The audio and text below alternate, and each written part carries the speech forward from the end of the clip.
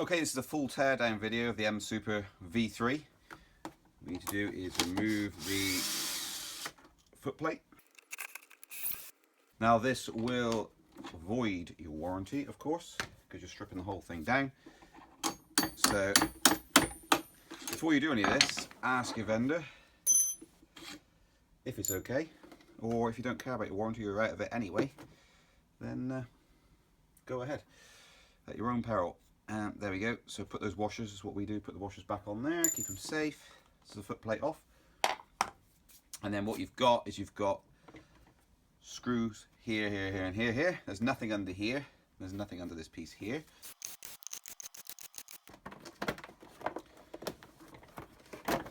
And this may be stuck to the battery, as you can hear.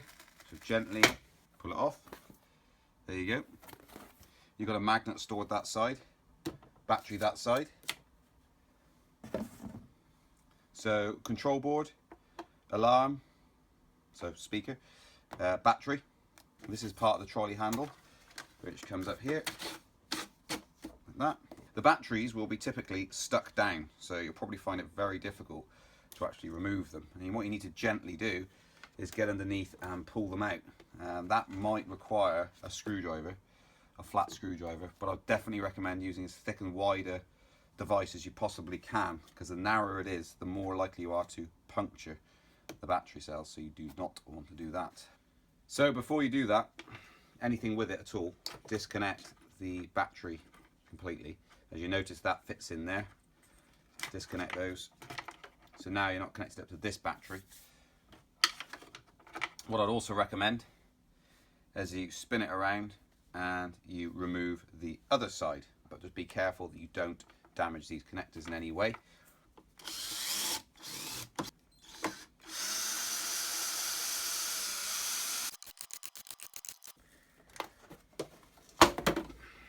And then disconnect that one entirely as well, just to be doubly sure.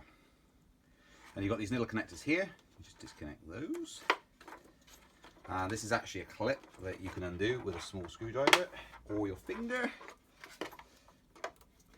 And that now is that part isolated, this part being the battery, and that's part of the wiring loom. So this is now completely isolated, that's just the battery. So unless you really need to, I wouldn't remove this battery at this stage, just leave it in there, unless you really do want to take the battery out.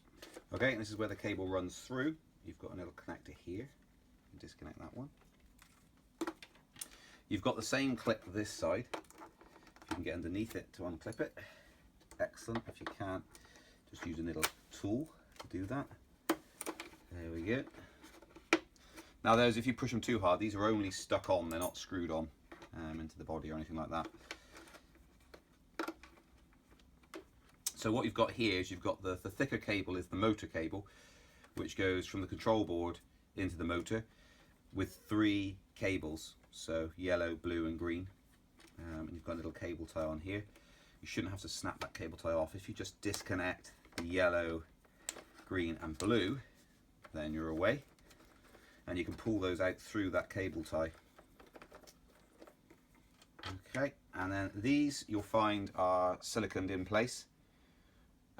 So if you've replaced a board before, you will know that. If you've seen our how to replace a control board in the Msuper V3 video, you will have seen how we do that. So it's worth reviewing that video, but be very, very careful when taking these joints out. But it won't be as easy as you see here unless you have previously broken the seal. Okay, that now separates that out completely. And what you've got now is you've got those wires there attached to the motor unit, which we'll be able to slide through as we lift the shell off. We should be able to slide those wires through this gap here because they're not attached anymore. Let's remove the control board. As you'll notice, behind this control board is silicone paste. You will need to replace that silicone paste if you remove the control board. The screws are different than the other screws you remove so far, so make sure you keep them safe. They can be reused again. You'll also notice on top of these screws is a dab of silicone. That is to hold the screws in place to stop them, any chance of them undoing. It's very unlikely. And that is the control board. Be very careful with it, don't give it a static shock. Put it somewhere very safe that's not going to get stood on or any electricity pass through it or over it via static. The grommet, it's worthwhile removing that, try and keep it in the general shape, but you can clean that down if it's dirty. And as you'll see, that is the motor unit. If I just demonstrate now, hopefully I won't lose too many bits. That then, this heat sink passes over here, so when the wheel's turning and air's flowing through from naturally going forward, it passes cooling air over the top of that, which helps keep the board cool. Good design, hey? I'm just going to disconnect these cables now. Right, if we then take the speaker out, different screws again to keep them safe and separate. There's the speaker. Now, as tempted as you may be at this point to cut that speaker to stop it working because you don't like the beeping, do not do this. It is a very good reason that is so loud and makes such a fuss. So don't do that. Keep that as intact and safe as you possibly can. You'll notice here as well that the connectors are different. So obviously try and remember where you got them from, but you'll see that they are different. So you should be able to connect it back together without too much trouble.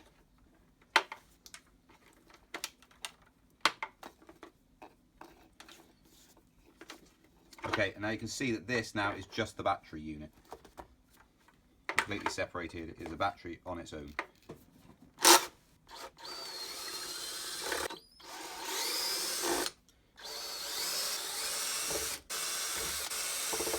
So this support arm runs the exact shape of the body, and that braces around the spindle that goes through the motor.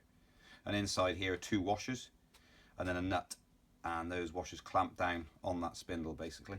Right, you will see here, here, here, and here, and here, and here, and here, and here, holes, which you need to have a look down in, I would suggest, with these deeper ones in case you've got dirt in them, because you want to get a good purchase on that Phillips head screwdriver in there to start with. So have a good look, and you need a longer screwdriver to actually fit down in there and get hold of that screw that's through it. And you've got across the handle, and basically this is holding the shell together, partly. So you need to remove all of those. So unless you've got a magnetic screwdriver, you're probably not going to be able to drag these screws out. So just do them all the way until they're completely loose. So be very careful and be very sure that you've actually got a good purchase on it. You don't want to round this off.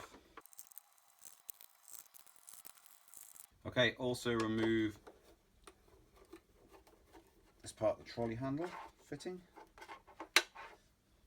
Different screws again, so you need to keep hold of these. I recommend put them on this bracket, keep them on the bracket. Okay, on the underside of the trolley handle, you need to remove the top part. The screws behind it, you'll see if you extend it, and this will remove the top part of that handle, and there should be little spacers in there. There we go. Okay, and in here are the little inserts, which you need to remove the screws from the back, and that's what's holding those in place. There we go.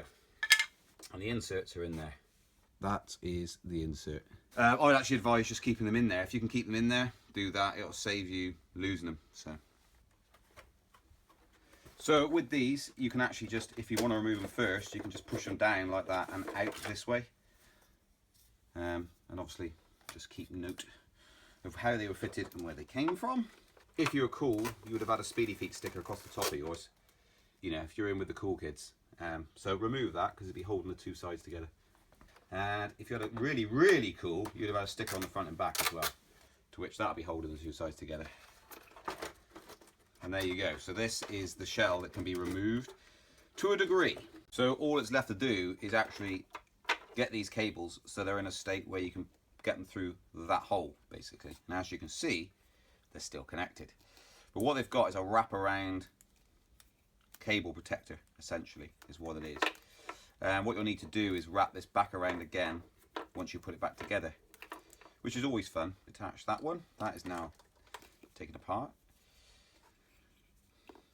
There is the speaker system separated. Okay, and now those cables, just be very careful, will pass through that section. The other section the cable is going to pass through is this gap here. It's quite a large gap, so you should be able to feed those through, but just be really careful that you're not catching them, and you shouldn't have to force anything. So if you're forcing it, something's gone wrong, reset and recheck. And so gently feed them all through, and if you feel something snagging, work that one out and work out where it's going wrong for you.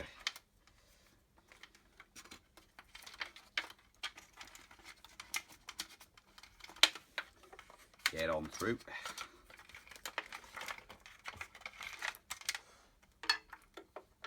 Okay, and there you go. That is that one side of the shell taken off.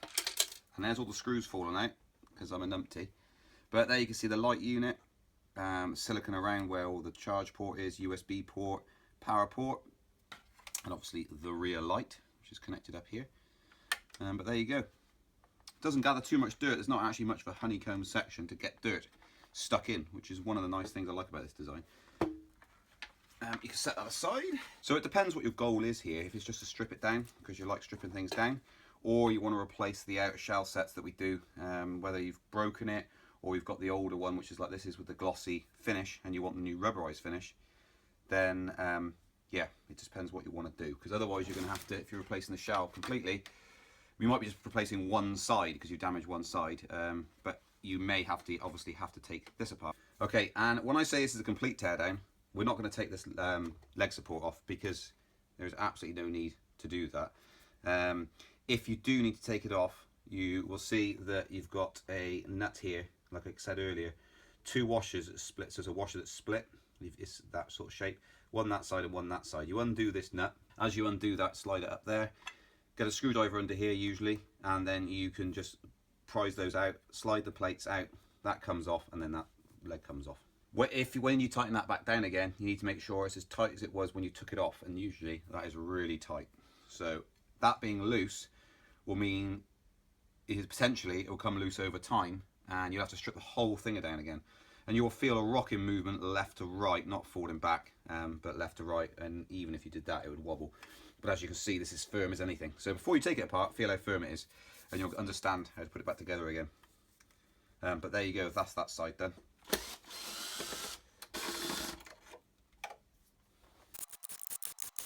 Now, if you're replacing your body, these don't come with it, these clips, so you need to remove those and put them on the new body. You may need to get some new sticky back tape to go on it, or super glue it on. But if you super glue it on, you've got to make sure that it's not so hot that it's actually going to melt or damage your new body. These fin parts here help keep this raised, the outer panel, this panel. It doesn't matter if you lose a couple of these, which can happen if you bend them off and snap them. Doesn't matter too much, so that's cool. And there you go, that's that one removed. You end up with just a wheel that says Gotway on it, made in China. So what we're going to do for the purposes of this video is just rebuild it back up again. For now, I'm just going to move this aside for a second, because I just want to run through with you the light and power buttons, etc. It's fairly straightforward, to be honest. You've got a screw here, a screw there, and you've got a screw there holding that light fitting in place. So if you just gently, and again, it is a different screw. It's got a flat head on it, so it's subtly different. But that light unit is stuck in on this. Let's just remove that. Okay, so it's stuck in with a bit of tape onto that part there, and that is just the light unit. Fairly straightforward. Just slots in place. You can see you've got these slots here, and that it just plonks in like that. So you can keep that in place to keep it safe. You just need to remember how that wire was routed through. Okay, just slide it in until it's in position, and you might want to say clean it up, unless it's a new shell you're putting on, but because dirt does get up around there. For the purpose of this video, let's put that back on. This you can see there's an indentation here. Make sure the cable goes in there, and then you stick it down. Okay. And I tell you something, the more you get that flat and clamped down, the less hassle you will have when you're putting this back together. So that's it, that's done. Right, and this one, it's the same sort of principle, same screws, but just remove that and that section, and you'll see, there you go, and they are attached to that. I don't want to pull it all the way through now, there's no point, but one of the cables already come off, but it's as simple as that. These are siliconed in, so if you want to change just the charge port, you could do. You just need to remove the silicone and unscrew that nut on the back of there, and it'll slide out. And it's the same with these, exact same thing. And then re-silicone. All these have got little fixings where you put them in, so you can't really get it wrong when you're putting it back together. They either fit in or they don't, so it's as simple as that, really. And I'm using an electric screwdriver really for speed for the video, and we use it daily. Ooh, almost messed up there. We use it daily, but it actually poses a risk of being able to cross thread or screw stuff in the wrong angle. So I'd actually recommend you take your time and use a Phillips screwdriver, and just a manual screwdriver. Okay, that's all back in place. Let's fit this back together. Okay, this is the control board side. And one thing to mention, if you are replacing the whole body, you will need, and I'll show you now, soft padding for the batteries. Underneath, if you remove the battery, like I have done here, to show you, there's a soft square cutout, and it's sticky back. And what they've done is they've left part of that peelable back. They've cut out a section here, here, and here, so when you whack the battery in, it sticks down. So you could peel this off and stick the whole battery down. You'd probably never ever remove the battery ever again without damaging it. So you need some of that. It's fairly thick foam, which obviously when you're riding along helps pad it, gives it a bit of padding, but also sticks the battery in place at the same time. Okay, so that's the cable through.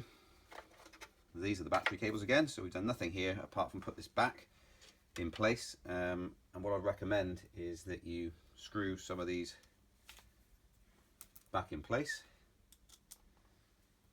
So the important thing here is to get this shell level, the casing, with these holes, so it lines up right. And just put a couple in, and by hand I'd recommend again. Clamp them down like that, and it fits it in place, and it's not going to wobble about, and it's actually attached now. Right, if you've got your wiring loom here, this section, the easy way to identify which way around it goes is that the board size has two connectors to it, because one is the male that goes into the female, which is attached to the control board, and the other side obviously is attached into one battery the other side, so therefore it must be that way round. So that's the easy way to tell. Feed those back through again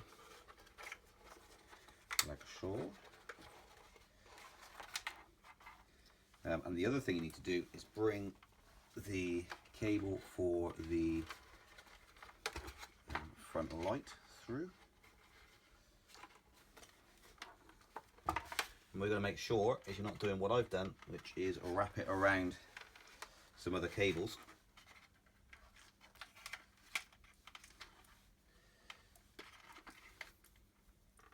Sorry, I said cable for front light, I didn't mean that, I meant cable for the rear light, which is what this one is. Bring that back through. There we go. So now that is the cables brought through, which is all good. And with this being bolted in, it enables you to pull it about and move it about a bit so you can actually control what you're doing. Okay, let's turn it around and fit the other panel. Again, just have a quick review that this is all in place and it all looks about right. So you've got one chance to do this, and what you don't want to be doing is pinching any of the cables. That would be a bit of a disaster. Okay, and then you're going to be sliding this over so those go into the slots, and the same with this side. You need to make sure that you get it in exactly the right position to close it back down again, which that is. That's all good. One of these, but make sure that it's lined up to that foot plate bracket holes as much as possible. again by hand ideally, but for speed.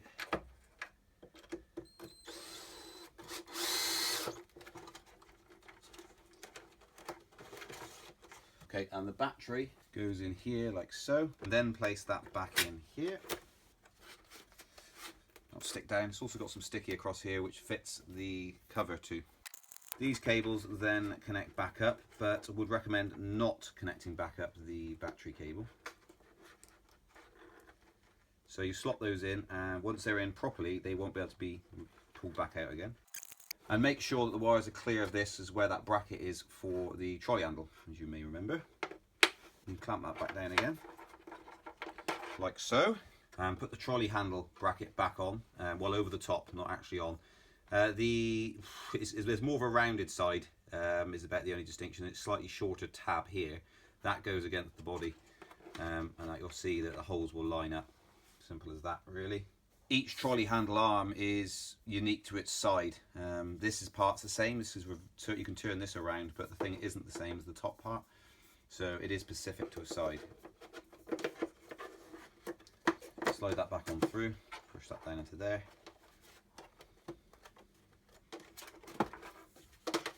Make sure that's pushed down in place. Okay, clamp that down, which is good. So the battery's now in place. Basically this side is the easiest side to do because it doesn't have the control board. Once you've put it all in place and it all feels about right, you go ahead and screw these back in.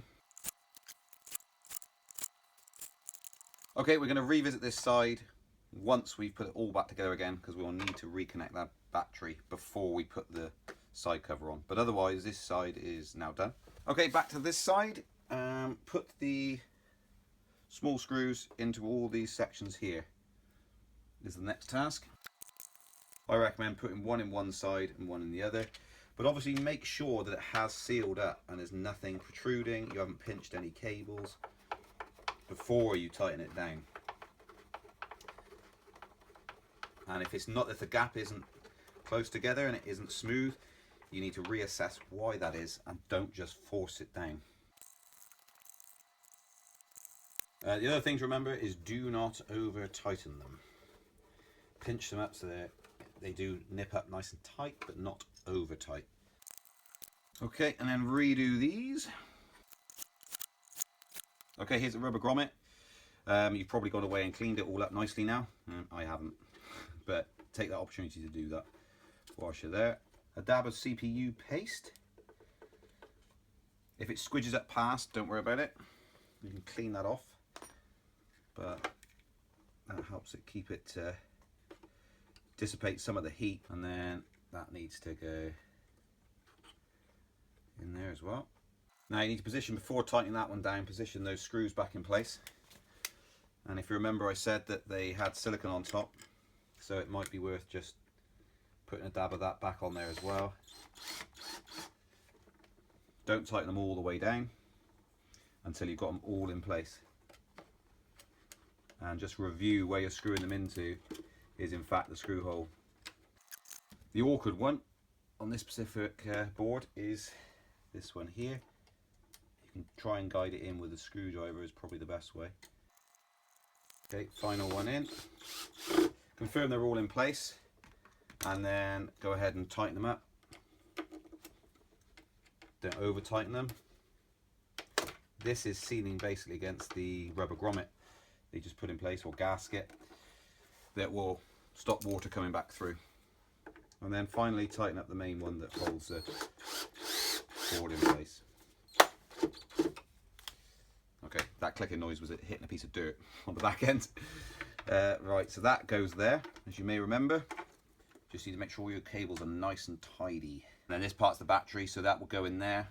Wouldn't recommend connecting that just yet. Let's get all the cables sorted first. So that's the joiner, which goes, this part here goes through to that other battery. But remember, we haven't plugged that in yet. And then that part would also join this battery to that circuit. So that's what that does. And here's this is for the charging. Okay, so part of that circuit, this part goes across the top. It should all feel fairly natural because it's already been in place. So it should all fit in quite nicely. Those bits have got to go around that as best they can. Okay, and those two, they all fall into place pretty much. You can get those and connect them up. That and that, that and that. Now, I say you can recover these with a bit of silicone to try and reseal them, which is fine, but the connector can't come out, but it can partly, but otherwise the cover actually pushes down, which has stopped those connectors falling out completely anyway. But for safety, just put a dab of silicone on here and here. The motor cables are all colour coded, so you shouldn't really have any issues there at all. One slight omission was the alarm. So for goodness sake, if you're following this step by step, put the alarm in. I've slotted it back in here because I didn't want you guys to follow the video step by step and then miss out on putting the alarm in and having to redo the wiring. Two different connectors here, a slightly wider one and a smaller one. Okay, and so you've got to route these cables through.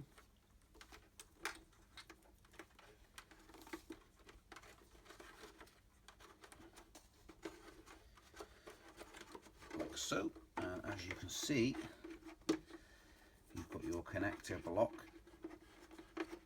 Peel that back. Hopefully it wants to play ball with you. That goes in there like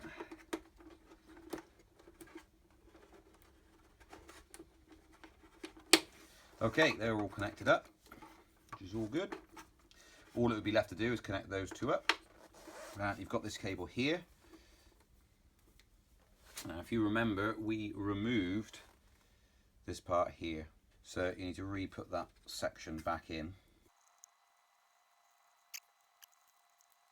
like so. Fittings go in here, like so.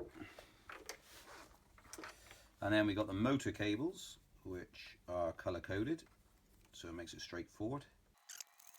Okay, they are now in place, so we can connect this back up like so. That's one battery connected, and what you're making sure of here is that none of this stuff is going to get caught on anything. When you put this back down again, you don't want it pinching against this part here or anything like that. So you need to prepare this the best you can without it cutting into any of the sharp edges. Then you want to put your trolley handle back in. Same again, small side in. Make sure you're not going to pinch any cables or anything like that. Tighten it down. Okay, that's all back together, more or less. What I'm going to do is a quick test before we go any further. I'm going to plug this other battery in this side and just make sure that it boots up. Okay, all good. So just do a check, make sure the alarm beeps, comes back on, make sure your light works, which it does. It's all good, rear light's working. So at that point you've verified that you've connected everything back up the correct way, which is a good start. You're onto something there. Next up, just double check this area is all good, it's all nice and clean, and then you can put the cover up back over it and ensure that you're not going to be pinching any cables as you do this. This cover should just clip on, and you should be able to go around and push it down. It shouldn't require any force. You won't want to clamp it. You won't want to screw it back down if the screw holes aren't all in place, basically. So it just creates. You just need to basically work your way around, making sure that everything's level and it fits back in place, and that's all good. So I always try and work diagonally across. That way you can verify that it's going to go back together just fine and you haven't done anything wrong. So that's all good. That's back in. It all clips in nicely. Okay, that's that one done. That side is done. What we need to do now is put the trolley handle back on. Okay, put this side on first. And what you want to do is put them on pretty loose, so it gives you a bit of movement then to line it up correctly. What you should find, you can then put that bit back on there, just fine. I would then screw in from this side.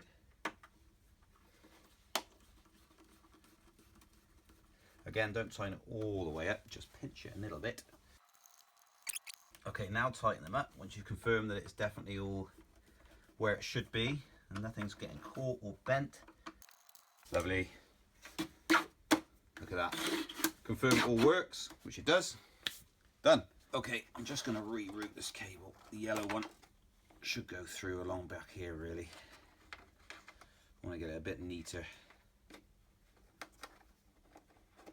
There we go. All right. Put that across there. I didn't want it crossing this area, which is quite hot. It can get quite hot, should I say. So let's just dip them back down there. So that's all connected up. Motor cable's in its right place. That's clipped in. We know it all works absolutely fine. So now you just push this thing. Same with the other side. Just work your way around it and ensure that it actually fit back together nicely. Okay, that's all back together fine. Let's just recheck. All good. Light all works. Lovely. Right, foot plates is the last thing to put back together, basically. So with the foot plates, if you're confused, it's flat edge towards the front, so you can see the sweeping back part. It sweeps back, so sort of self-explanatory really, front, back. With the bar, I'd recommend putting a bit of WD-40, GT85, or whatever your cocktail you like is. Put it in there, keep it lubed. I prefer the smell of GT85, so I'm going to use a little bit of that. You don't have to put loads and loads on. It's not a very good reason to choose that, is it really? Because you like the smell. There we are. Put this on first, if you want to save yourself some hassle. And then that one, you should be able to drive in there. Like so. Push it through so it's more or less central. You should be able to tell. What I also recommend is putting a dab on there. A dab on there. You can always wipe this down after. Make sure you do. Just so that these stay nice and fresh. Because it's easy to get dirt in here. And just bring them up to flush. And then you need to slowly make sure you hold on to this quite tightly. Because when they do get tight, you can snap it forward or back depending on which grub screw you're on. Like that, which you just saw then. And there we are. That's that side done. And if you do want to make it fresh, this works a treat. It makes it smell funny as well. There you are. Other side.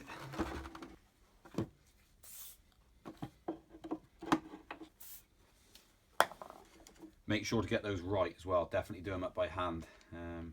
You don't want to screw these up. This is probably the most common component you take apart. Job done. There you go, guys. I really hope this has helped.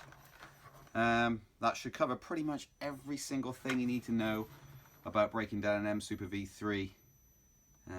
It will pretty much cover the other models as well, 1300 and the 1600 versions of these, so there's no need to do a video on those. But there you go.